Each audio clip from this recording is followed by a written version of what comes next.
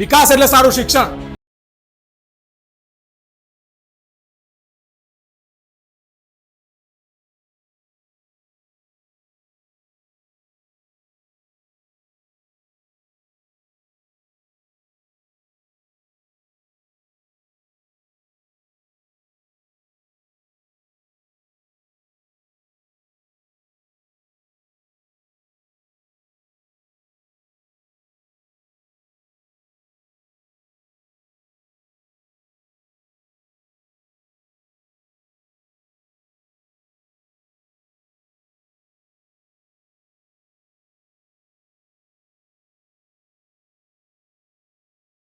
અને એના કારણે જ એને આ તકલીફો ભોગવી પડે છે. એના પ્રતિનિધિને ડર નથી. એને ખબર છે કે હું એને ગમે તે રીતે ખરીદી રાખીશ, ગમે રીતે ભાવ કરી અને એને મારી બાજુ કરી નાખીશ.